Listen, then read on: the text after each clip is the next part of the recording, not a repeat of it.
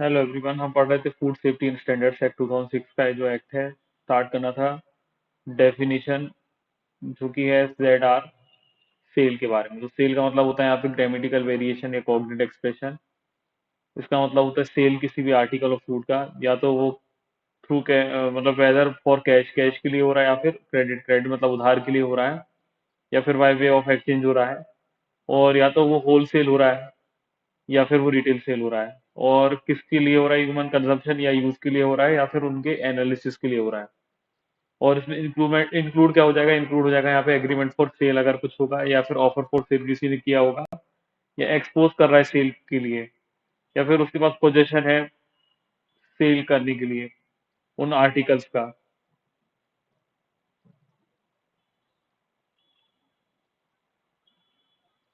जो भी सेल किए जा रहे हैं, और उसमें अटेम्प्ट टू सेल भी अगर कोई कर रहा है, करना चाहता है उस आर्टिकल का, तो वो भी यहाँ पे मतलब करने की कोशिश कर रहा है, तो वो भी यहाँ पे इंक्लूड हो जाएगा। अब सैंपल, तो सैंपल का मीनिंग बहुत सिंपल है कि सैंपल का मतलब होता है कोई भी सैंपल लेना किसी आर्टिकल ऑफ फूड का जो कि टेकन किया हुआ है, मतलब लिया गया है प्रोविजन ऑफ दिस एक्ट में, या फिर कोई अदर रूल्स या रेगुलेशन जो भी यहाँ पे बनाए गए हैं। फिर स्पेसिफाइड रेगुलेशन का मतलब होता है कि जो भी यहाँ पे रेगुलेशन स्पेसिफाई की जाती है फूड अथॉरिटी के द्वारा। अब स्टैंडर्ड, तो स्टैंडर्ड का मतलब होता है कि कोई भी फूड,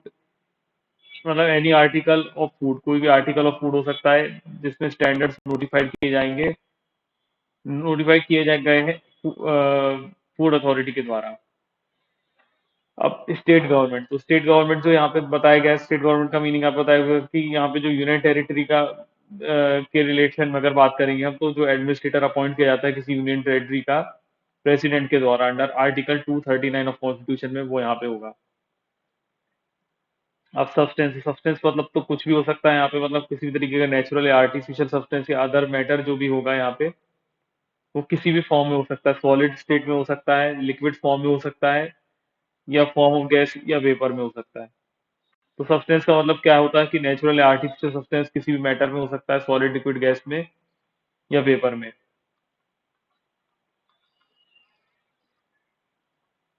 फिर सब स्टैंडर्ड, तो सब स्टैंडर्ड का मतलब होता है यहाँ पे कोई भी आर्टिकल ऑफ फूड जिसको यहाँ पे डीम सब स्टैंडर्ड बोलेंगे, लेकिन इसमें मतलब if it does not meet the specified standard, जब वो स्पेसिफाइड स्टैंडर्ड्स को मीट नहीं करते यहाँ पे, और लेकिन यहाँ पे वो रेंडर भी नहीं करते उन आर्टिकल ऑफ फूड को अनसेफ। मतलब यहाँ पे सब स्टैंडर्ड का मतलब क्या है कि स्टैंडर्ड से थोड़ा कम, तो सब स्टैंडर्ड हो गया। तो जो भी फूड यहाँ पे सब स्टैंडर्ड माना जाता है उसका मतलब होता है कि वो स्पेसिफाइड स्टैंडर्ड जो है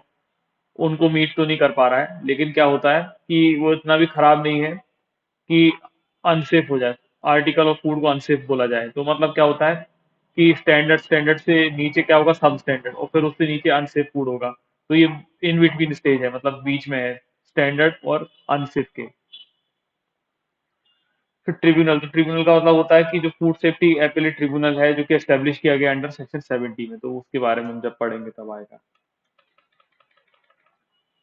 अनसेफ फूड, अनसेफ फूड के यहाँ पे बारे में बताया हुआ है कि कोई भी ऐसा आर्टिकल ऑफ फूड जिसका नेचर, सब्सटेंस या क्वालिटी कुछ इस तरीके से अफेक्ट की हुई है कि जो इंजीरियस होगा हेल्थ के लिए, वो या तो वो आर्टिकल खुद, या फिर उसकी पैकेज में जो भी कंपोज की गई है, या तो होली या फिर इन पार्ट में जो कि पॉइजनस है, या फिर डेलेटेरियस सब्सटेंस है, मतलब जो हार्म कॉज करता है यहाँ पे। इसका मीनिंग मैं बताता हूँ आपको एक,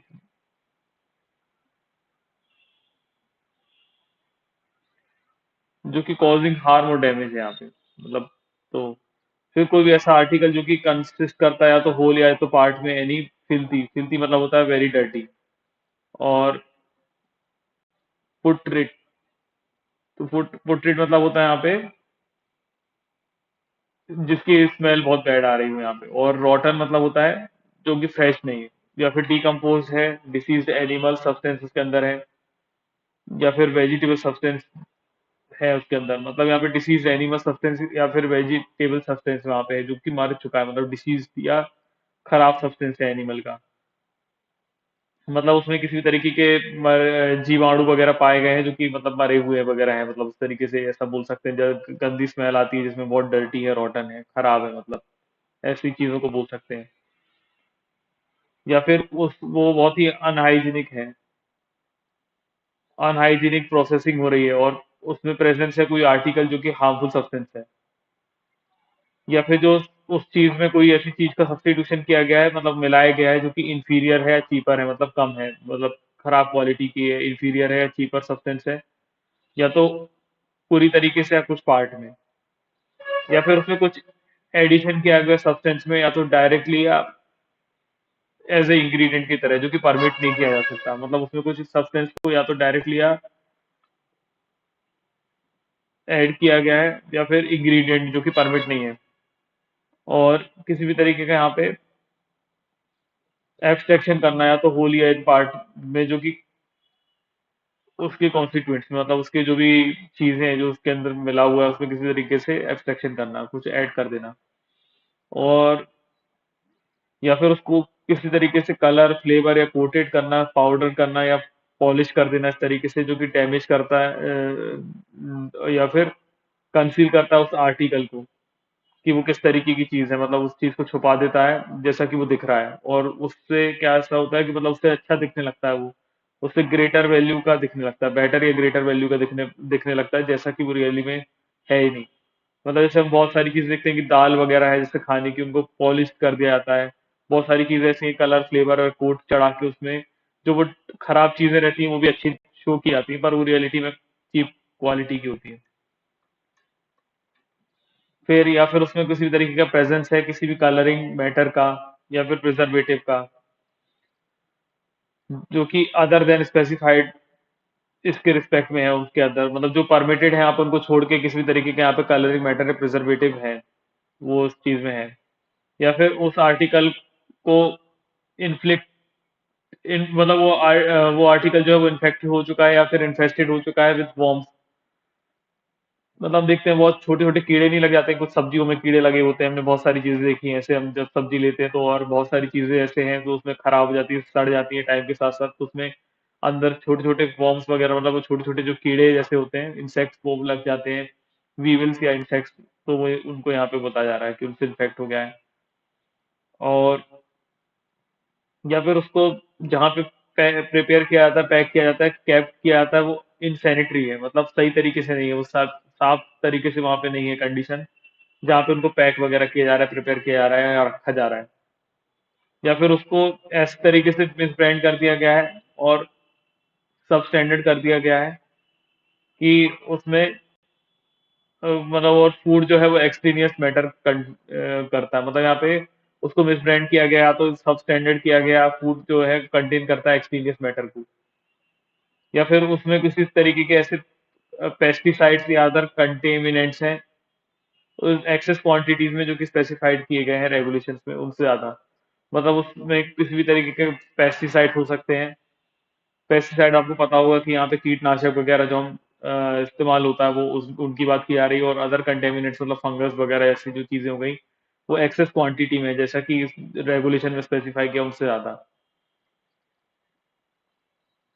फिर अगर हम किसी ऐसे एक्ट की बात करें, मतलब any reference to this act, मतलब इस एक्ट के बारे में जो हम किसी चीज को रेफर कर रहे हैं वो जहाँ पे अगर जम्मू एंड कश्मीर में इन्फोर्स में नहीं है, तो उस स्टेट के लिए हम क्या करेंगे कि जो रेफरेंस में अगर वहाँ पे कोई करस्पॉन्डिंग लॉ है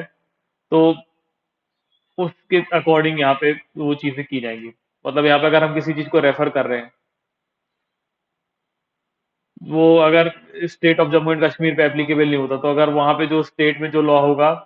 उसके करस्पॉन्डिंग लॉ के अकॉर्डिंग वो इन्फोर्स जो स्टेट में है उसके अकॉर्डिंग वो यहाँ पे इन चीजों को लिया जाएगा। अब चैप्टर नंबर 2 है food safety and standards authority of India. तो ये सबसे इम्पोर्टेंट है, यहाँ पे FSSAI बोलते हैं, आपने बहुत सारी चीजें जैसे मैगी देखी होगी और भी कई चीजें देखी होंगी, तो कुछ चीजों में उसमें प्रामाणिकता का एक वो रहता है, जैसे पतंजलि के बहुत सारे आइटम्स हमने देखे हैं, उनमें यहाँ पे क्या लिखा होता है, FSCCI का लोगो होता है और उसमें लिखा होता है कि एक तरीके से मतलब इसको उनके अकॉर्डिंग टेस्ट करवा लिया गया है, ऐसा आप तो समझ सकते हैं, उनके द्वारा प्रमाणित कर दिया गया है कि हाँ ये मतलब यूज करने लायक चीज है, तो वही उनको उस अथॉरिटी के एस्टेब्लिशमेंट के बारे में हम देखने वाले हैं, तो बहुत इंपॉर्टेंट होगा, तो establishment of food safety and standards authority of India, तो उसको बोलेंगे FSSAI। तो जो सेंट्रल गवर्नमेंट है वो नोटिफिकेशन इशू करके एस्टेब्लिश करेगी एक बॉडी, जिसको यहाँ पे food safety and standards authority of India बोला जाएगा। और वो एक्सरसाइज करेगी, जो पावर्स को कन्फर की जाएगी और परफॉर्म करेगी फंक्शन जो भी असाइन किए जाएंगे उसको इस एक्ट में। फिर फूड अथॉरिटी जो होगी वो यहाँ पे बॉडी कॉर्पोरेट होगी, और उसका नेम अफोरसेट जो भी इसमें है, और उसका यहाँ पे परपेचुअल सक्सेशन होगा, कॉमन सील होगी, और पावर टू इंक्वायर, मतलब उनके पास सॉरी पावर टू एक्वायर होगा यहाँ पे, कि वो होल्ड और डिस्पोज ऑफ कर सकती है प्रॉपर्टी को, भले ही वो इमूवेबल या मूवेबल हो। और यहाँ पे वो कॉन्ट्रैक्ट करने के लिए भी होगी कॉम्पिटेंट। और वो अपने नेम पे या तो स्यू कर सकती है, स्यूड भी हो सकती है, मतलब खुद अपने नाम पे केस कर सकती है, या उसके नेम पे कोई उसके ऊपर केस कर सकता है। तो जैसे हमने कंपनी के कैरेक्टरिस्टिक्स देखे हैं, अगर आपने कंपनीज एक्ट पढ़ा होगा, वो यहाँ पे इसके कैरेक्टरिस्टिक्स यहाँ पे एफएसएसएआई के भी हैं। फिर जो हेड ऑफिस है फूड अथॉरिटी का वो यहाँ पे दिल्ली में है, और फिर जो फूड अथॉरिटी जो है वो एस्टेब्लिश कर सकती है अपने office any other place in India में भी। अब हमने उसके बारे में पढ़ लिया, अब हम उसकी कंपोजिशन देखते हैं। तो सेक्शन नंबर 5 में बताता है composition of food authority and qualification क्या होगा, उनके अपॉइंटमेंट ऑफ जो भी चेयर पर्सन यहाँ पे होंगे या उनके अदर मेंबर्स होंगे। तो जो फूड अथॉरिटी है वो कंसिस्ट करेगी चेयर पर्सन को, और उसके साथ साथ 22 मेंबर्स होंगे। ठीक है, तो यहाँ पे फूड अथॉरिटी कंसिस्ट करती है एक चेयरमैन प्लस 22 मेंबर्स, और जो 22 मेंबर्स में से वन थर्ड जो होंगे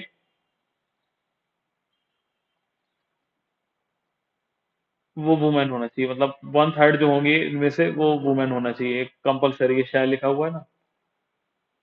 फिर जो 7 मेंबर्स होंगे यहाँ पे, जिनका रैंक यहाँ पे joint secretary of government of India से कम नहीं होगा, वो अपॉइंट किए जाएंगे सेंट्रल गवर्नमेंट के द्वारा, कि वो रिप्रेजेंट करें मिनिस्ट्री और डिपार्टमेंट जो भी सेंट्रल गवर्नमेंट की डील करते हैं। तो यहाँ पे 7 लोग हैं, 7 डिपार्टमेंट दिए हुए हैं।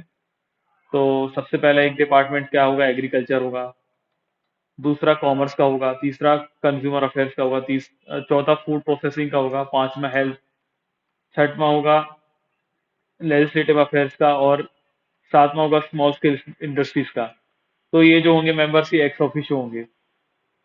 उनके साथ साथ दो रिप्रेजेंटेटिव होंगे फूड इंडस्ट्रीज के, जिसमें से वन होगा स्मॉल स्केल इंडस्ट्रीज का। तो फूड इंडस्ट्री के दो रिप्रेजेंटेटिव होंगे, साथ साथ फिर दो रिप्रेजेंटेटिव होंगे कंज्यूमर ऑर्गेनाइजेशन के, और 3 एमिनेंट फूड टेक्नोलॉजिस्ट और साइंटिस्ट वगैरह होंगे। और जो 5 मेंबर होंगे वो अपॉइंट किए जाएंगे रोटेशन के द्वारा, हर 3 साल में। और उसमें से one each in secretariat from the zone, और उनमें से एक जो होगा वो सेक्रेटेरियन होगा, जो कि स्पेसिफाई किए गए फर्स्ट शेड्यूल। मतलब यहाँ पे 5 मेंबर जो है वो अपॉइंट किए जाएंगे रोटेशन के थ्रू हर एक 3 साल में, और each in secretariat from the zone, और हर एक वहां का सेक्रेटेरियन होगा, मतलब सेरी टीम लिखा हुआ, सॉरी सेरी टीम होगा उन जोन्स का, जो कि स्पेसिफाई किया हुआ है शेड्यूल फर्स्ट में, रिप्रेजेंट करने के लिए स्टेट या यूनियन टेरिटरीज को। तो यहाँ पे शेड्यूल 1 दिया हुआ है, आप देख सकते हैं। शेड्यूल 1 में क्या हुआ है, जोन्स दिए हुए हैं, जोन 1, जोन 2, जोन 3, और जोन 4, जोन 5। तो 5 जोन्स हैं। 5 जोन्स में से क्या होता है कि 5 जोन्स में से,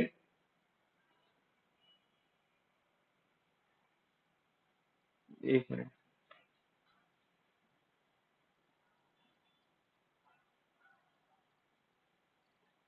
एक मिनट, हाँ।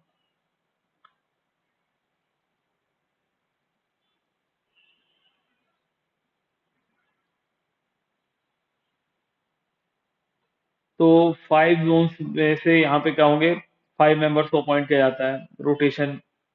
सिस्टम के थ्रू हर 3 ईयर्स में, और उनके जोन्स में। तो यहाँ पे 5 जोन्स से हमने देख लिया था उस तरीके से, कि वो रिप्रेजेंट करेंगे उनके स्टेट और यूनियन टेरिटरीज को।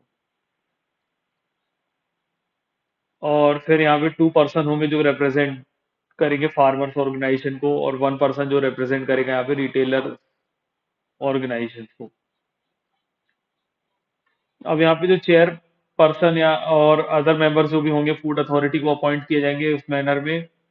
कि जिससे वो हाईएस्ट स्टैंडर्ड ऑफ कॉम्पिटेंस को सिक्योर करें, और ब्रॉड रेंज ऑफ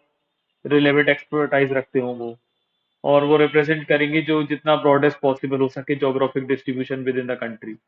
तो चेयरमैन और मेंबर को इस तरीके से अपॉइंट किया जाएगा कि वो हाई स्टैंडर्ड्स ऑफ कॉम्पिटेंस को सिक्योर कर पाए, जितना उनके पास रिलेवेंट एक्सपर्टाइज ब्रॉड रेंज होगा, और उस हिसाब से वो रिप्रेजेंट करेंगे ब्रॉड पॉसिबल डिस्ट्रीब्यूशन को, अपनी कंट्री का, मतलब अपनी कंट्री में, जिसके बाद जितना ज्यादा नॉलेज होगा मतलब उतना ज्यादा वो अच्छे से मतलब उतना ब्रॉड पॉसिबल जोग्राफिक डिस्ट्रीब्यूशन को वो रिप्रेजेंट करेंगी।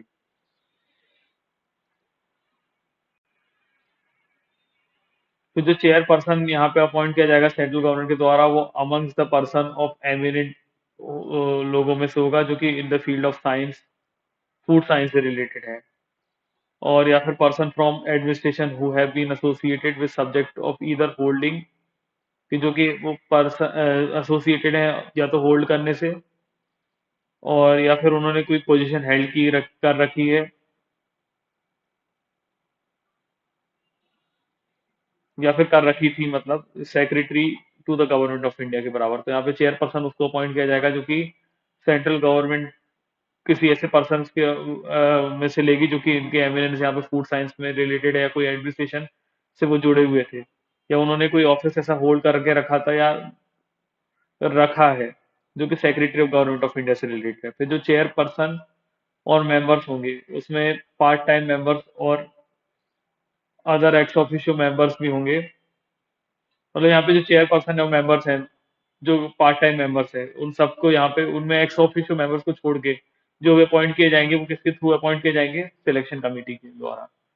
तो सिलेक्शन कमेटी के द्वारा ये मेंबर्स और चेयरपर्सन से पार्ट टाइम मेंबर्स को अपॉइंट किया जाता है, एक्स ऑफिशियो को छोड़ के, क्योंकि एक्स ऑफिशियो तो उनकी पोस्ट जो होल्ड कर रहा है वो डायरेक्टली यहाँ पे आ जाते हैं।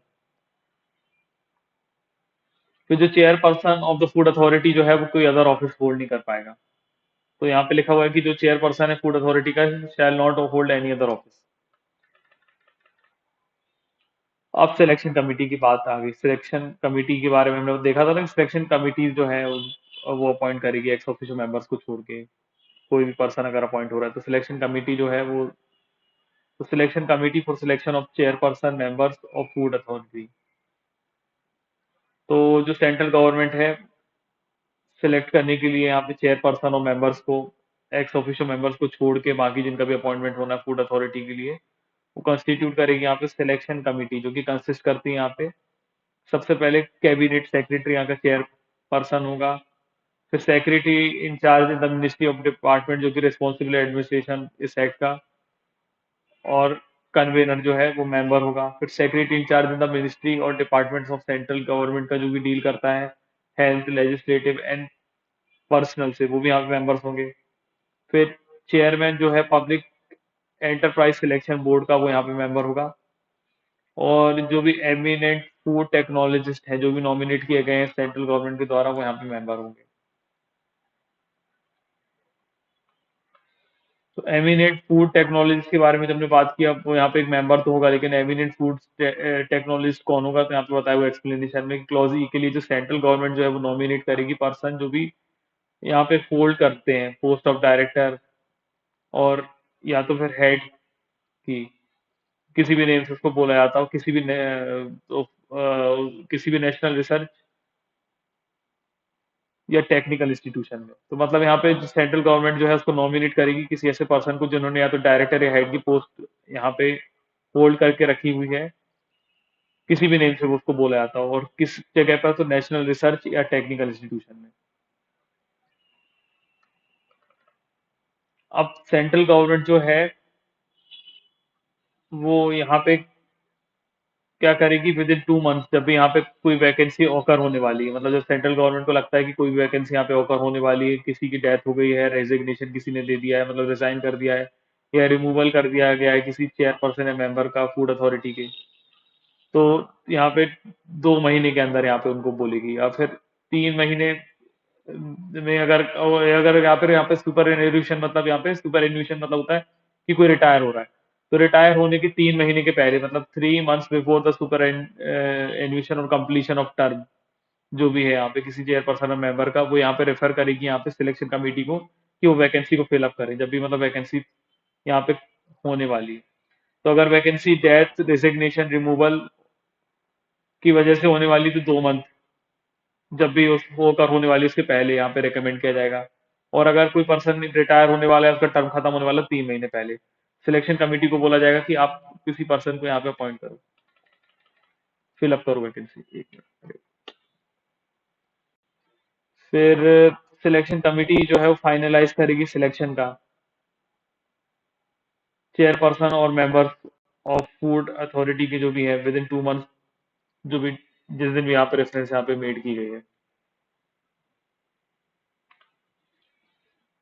तो जो सिलेक्शन कमेटी है वो यहाँ पे फाइनलाइज करेगी सिलेक्शन जो भी चेयरपर्सन और मेंबर्स का है फूड अथॉरिटी का, 2 महीने जब भी आप 2 महीने के अंदर जब भी यहाँ पे रेफरेंस उनको की गई है उसके।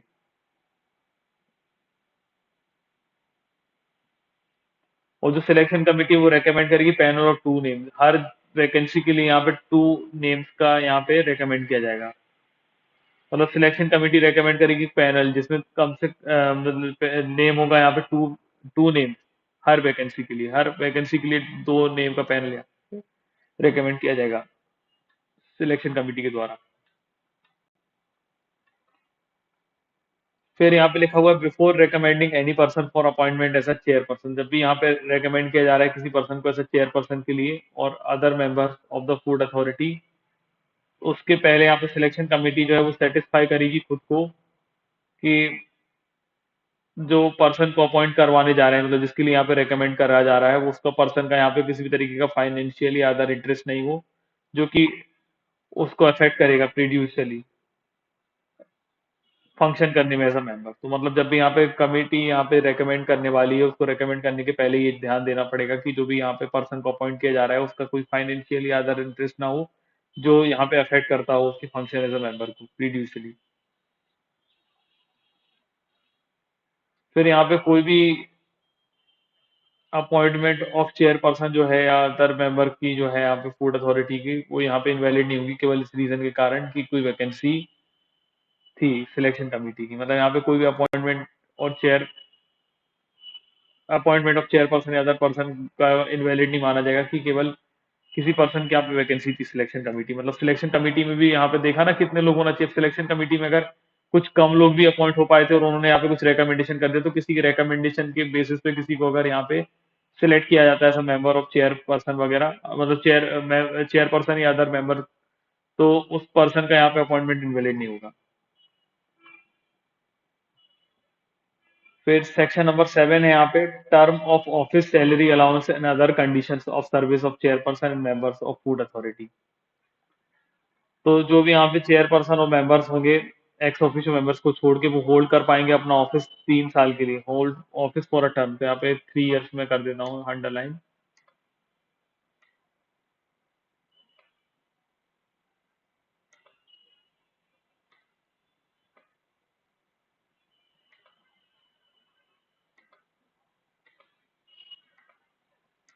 जिस दिन से वो एंटर हुए अपने ऑफिस में, और वो एलिजिबल हो जाएंगे reappointment further period of 3 years के लिए। तो यहाँ पे जो भी पर्सन है जिस दिन वो अपॉइंट हुए हैं एक्स ऑफिशियो मेंबर को छोड़ के, वो 3 साल तक रहेंगे जिस दिन भी उनका अपॉइंटमेंट होता है, और वो यहाँ पे एलिजिबल हो जाएंगे रीअपॉइंटमेंट के लिए भी फॉर फर्दर 3 इयर्स के लिए। लेकिन कोई भी जो चेयर पर्सन है यहाँ पे वो ऑफिस को होल्ड नहीं कर पाएगा जब अगर वो 65 इयर्स की एज अटेंड कर लेता है।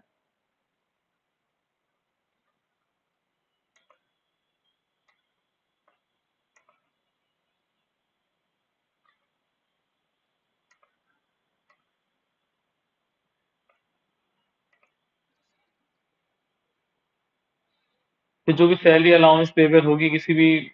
अदर और मतलब जो सैलरी और अलाउंस पेबल होगी, अदर टर्म्स एंड कंडीशन होगी चेयरपर्सन और मेंबर्स की, एक्स ऑफिशियो मेंबर्स को छोड़कर, वो प्रिस्क्राइब की जाएगी सेंट्रल गवर्नमेंट के द्वारा।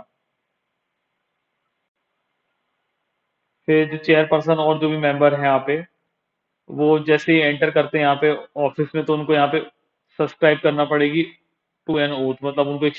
शपथ लेना पड़ेगी, ओथ लेना पड़ेगी, ऐसा हम बोल सकते हैं ऑफिस में एंटर होते ही। End of the secretary in such form in such manner before such authority has been prescribed by the central government। तो जब भी यहाँ पे वो एंटर होते हैं तो उनको उस पर्सन के सामने वहां पे वो oath लेना पड़ेगा जैसा कि प्रिस्क्राइब किया जाएगा जिस फॉर्म में जिस मैनर में। फिर लिखा हुआ है nothing any not standing anything contained in subsection. जो भी यहाँ पे चेयरपर्सन होगा और कोई मेंबर होगा वो रिलिंक्विश कर सकता है अपने ऑफिस को, मतलब अपने ऑफिस से वो रिजाइन कर सकता है। अब राइटिंग में लिख के सेंट्रल गवर्नमेंट को notice not less than 3 month, तो 3 मंथ के नोटिस देना पड़ेगा उसको, तब वो रिजाइन करना चाहे तो कर सकता है। या फिर उसको रिमूव कर जा सकता है उसके ऑफिस से इन अकॉर्डेंस विद सेक्शन 8 में जैसा दिया हुआ है उस तरीके से। और जो भी चेयरपर्सन मेंबर यहाँ पे सीज टू होल्ड ऑफिस हो रहा है एज ए किसी वो किसी पर्सन को यहाँ पे बाद में रिप्रेजेंट नहीं करेगा as a food before food authority और any state authority in any manner. तो जो भी पर्सन यहाँ पे चेयरपर्सन या मेंबर था वो यहाँ पे सीज टू होल्ड ऑफिस हो गया, तो वो फिर यहाँ पे रिप्रेजेंट नहीं करेगा किसी भी पर्सन को किसी फूड अथॉरिटी के सामने या किसी स्टेट अथॉरिटी के सामने किसी मैनर में। फिर सेक्शन नंबर 8 है यहाँ पे removal of chairperson and members of food authority. तो not standing anything contain in subsection 1, इससे फर्क नहीं पड़ता सबसेक्शन 1 ऑफ सेक्शन 7 में क्या लिखा हुआ है। जो सेंट्रल गवर्नमेंट है वो यहाँ पे ऑर्डर करके रिमूव कर सकती है ऑफिस से किसी भी चेयरपर्सन मेंबर को, अगर वो चेयरपर्सन या मेंबर ने क्या किया है, अगर वो एडजर्ड इंसॉल्वेंट, अगर वो इंसॉल्वेंट हो गया है या फिर उसको कन्विक्शन होगी किसी ऑफेंस में, जो कि ओपिनियन है यहाँ पे सेंट्रल गवर्नमेंट का कि वो मॉरल टर्पिट्यूड से इन्वॉल्व है, और अगर उनका ओपिनियन है कि यहाँ पे फिजिकली या मेंटली इनकेपेबल हो गया है एक्ट करने के लिए एज अ मेंबर, तो फिर या फिर उसने एक्वायर कर लिया यहाँ पे फाइनेंशियल कोई अदर इंटरेस्ट जो कि प्रीडियसली अफेक्ट करता है फंक्शन एज अ मेंबर को, और या फिर उसने अब्यूज कर लिया अपनी पोजीशन का, और ये अगर वो कंटिन्यू उस चीज को पोजीशन को कंटिन्यू होल्ड करेगा तो प्रीजुडिशियल होगा पब्लिक इंटरेस्ट के लिए।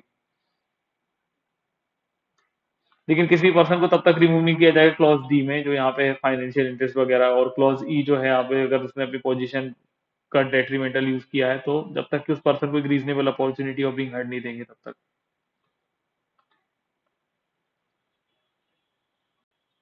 अब है सेक्शन नंबर 9। सेक्शन नंबर 9 बात करता है officers and other employees of food authority.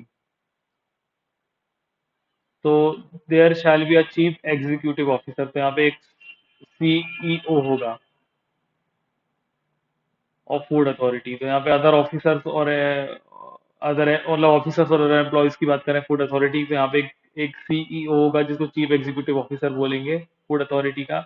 जिसकी रैंक यहाँ पे additional secretary to the government of India से कम नहीं होगी। वो मेंबर सेक्रेटरी होगा अथॉरिटी का और अपॉइंट किया जाएगा सेंट्रल गवर्नमेंट के द्वारा। और जो फूड अथॉरिटी है वो अप्रूवल लेके सेंट्रल गवर्नमेंट से डिटरमाइन कर सकती है number of determine the number nature categories और अदर ऑफिसर जो भी उनको लगते हैं एम्प्लॉयज जो कि रिक्वायर्ड है यहाँ पे फूड अथॉरिटी को डिस्चार्ज करने के लिए उनके फंक्शन।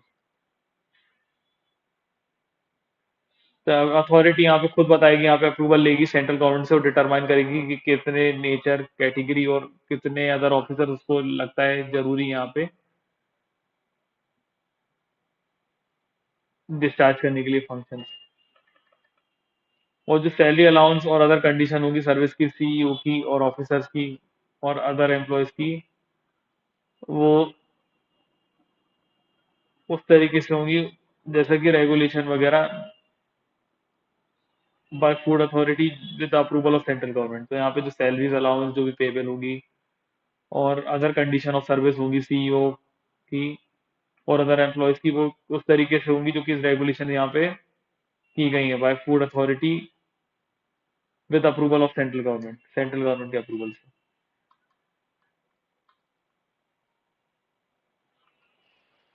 एक मिनट।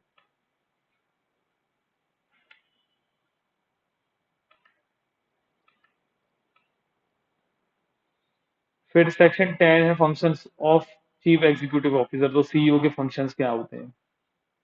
तो जो सीईओ होगा वो लीगल रिप्रेजेंटेटिव होगा फूड अथॉरिटी का, और वो रिस्पॉन्सिबल होगा यहाँ पे day to day administration food authority का करने में, ड्राइंग अप करने में प्रपोजल्स जो भी फूड अथॉरिटी को वर्क करना है और प्रोग्राम करना है कंसल्टेशन सेंट्रल एडवाइजरी कमेटी के साथ। वो इम्प्लीमेंट करेगा वर्क प्रोग्राम्स को, डिसीजंस लेगा जो भी अडॉप्ट किया जाना है फूड अथॉरिटी के द्वारा, इंश्योर करेगा कि जो भी प्रोविजंस हैं appropriate scientific technical administrative support वगैरह देगा यहाँ पे साइंटिफिक कमिटी को, इंश्योर करेगा कि जो भी अथॉरिटी है वो टास्क वो according to the requirement of users वगैरह करे, adequacy of serve service providers जो भी यहाँ पे एंड टाइम टेकन मतलब यहाँ पे इंश्योर करेगा कि जो फूड अथॉरिटी है वो टास्क वगैरह कैरी ऑन कर रही है in accordance with the requirement जो भी है, और एडुकेट सर्विस प्रोवाइड कर रही है जितने टाइम पीरियड उनको लग रहा है उस हिसाब से। और वो इंश्योर करेगा कि जो भी फूड अथॉरिटी है वो कैरी ऑन करती है अपने task in accordance with the requirement of user, जैसा कि रिक्वायर किया गया है यूजर्स के द्वारा इस रिगार्ड में। एडुकेट सर्विस प्रोवाइड करती है मतलब यहाँ पे प्रिपरेशन करेगा यहाँ पे statement of revenue and expenditure जो कि एग्जीक्यूट किया जाता है बजट अथॉरिटी के द्वारा। डेवलप करना, यहाँ पे मेंटेन करना कॉन्टेक्ट कॉन्टेक्ट सेंट्रल गवर्नमेंट, और इंश्योर करना कि यहाँ पर रेगुलर डायलॉग होगा रिलेवेंट कमिटीज के साथ, मतलब रिलेवेंट कमिटीज के साथ डायरेक्ट बातचीत होगी। और एवरी ईयर जो सीईओ है वो यहाँ पे सबमिट करेगा फूड अथॉरिटी को अप्रूवल जनरल रिपोर्ट का, जो कि कवर करता है सारी एक्टिविटीज फूड अथॉरिटीज के प्रीवियस ईयर में, programme work, annual report previous year की, या फिर बजट और मतलब बजट कमिंग ईयर का क्या होगा। फिर जो सीईओ है वो अडॉप्ट करेगा फूड अथॉरिटी को, फॉरवर्ड करेगा जनरल रिपोर्ट प्रोग्राम्स वगैरह के, मतलब जो सीईओ है वो फॉरवर्ड करेगा एडॉप्शन जो भी यहाँ पे फूड अथॉरिटी ने किया है, और उनको उनकी रिपोर्ट फॉरवर्ड कर देगा जो भी प्रोग्राम्स वगैरह हैं सेंट्रल गवर्नमेंट को या सेंट्रल गवर्नमेंट और स्टेट गवर्नमेंट दोनों को। और वो जो सेंट्रल गवर्नमेंट वगैरह है स्टेट गवर्नमेंट पब्लिश कर देंगे उस चीज़ को। उसके बाद जो सीईओ है यहाँ पे वो अप्रूव करेगा यहाँ पे फाइनेंशियल एक्सपेंडिचर की क्या होगा यहाँ पे फूड अथॉरिटी के द्वारा, और उनकी रिपोर्ट करेगा अथॉरिटीज की एक्टिविटीज की जो भी रिपोर्ट है सेंट्रल गवर्नमेंट को। और जो सीईओ है वो यहाँ पे एक्सरसाइज करेगा power of commissioner of food, जो कि डील करते हैं matters related to food safety of such articles वगैरह की है। और जो सीईओ है उसके पास एडमिनिस्ट्रेटिव कंट्रोल होगा ऑफिसर्स का और अदर एम्प्लॉयज का फूड अथॉरिटी के।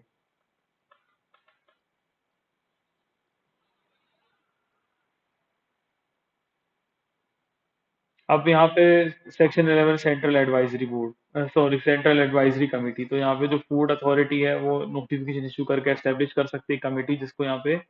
सेंट्रल एडवाइजरी कमेटी बोलते हैं। और जो सेंट्रल एडवाइजरी कमेटी होगी वो कंसिस्ट करती है यहाँ पे 2 मेंबर्स जो कि रिप्रेजेंट करते हैं interest of food industries, agriculture, consumers, relevant research bodies का, फूड लेबोरेटरीज का, एंड ऑल कमिश्नर ऑफ उनके जो भी सेफ्टी वगैरह के फूड सेफ्टी के। और जो चेयरपर्सन ऑफ साइंटिफिक कमेटी का है वो यहाँ पे एक्स ऑफिशियो मेंबर होगा, तो यहाँ पे सेंट्रल एडवाइजरी कमेटी में भी यहाँ पे जो चेयरपर्सन होगा साइंटिफिक कमेटी का वो एक्स ऑफिशियो मेंबर हो जाएगा। और बाकी जो रिप्रेजेंटेटिव होंगे ministry of department of central government के, जो कि agriculture, animal husbandry, dairying, biotechnology, commerce industry, commerce affairs वगैरह, environment, forest, food processing industries, health, Panchayati Raj, small scale industries food वगैरह से रिलेटेड है, मतलब distribution of government institute organisation वगैरह जो भी है फार्मर वो इनवाइट करेंगे यहाँ पे deliberation to central advisory committee को। फिर जो चीफ एग्जीक्यूटिव ऑफिसर होगा वो यहाँ पे एक्स ऑफिशियो चेयरमैन होगा यहाँ पे सेंट्रल एडवाइजरी कमेटी का। तो जो सीईओ होगा वो यहाँ पे चेयरपर्सन हो जाएगा सेंट्रल एडवाइजरी कमेटी का, और जो सेंट्रल एडवाइजरी कमेटी होगी वो फॉलो करेगी procedure including transaction of business वगैरह किस तरीके से होगा स्पेसिफाइड रेगुलेशन में। अब इस वीडियो का लास्ट सेक्शन है सेक्शन नंबर 12, जो है function of central advisory committee. तो जो सेंट्रल एडवाइजरी कमेटी है वो यहाँ पे इंश्योर करेगी कि कॉरपोरेशन हो यहाँ पे फूड अथॉरिटी और एनफोर्समेंट एजेंसी का इन द फील्ड ऑफ फूड में। तो सबसे पहले यहाँ पे उनको क्या करना है, इंश्योर करना है कॉरपोरेशन फूड अथॉरिटी का और जो भी इन्फोर्समेंट एजेंसीज वगैरह ऑर्गेनाइजेशन है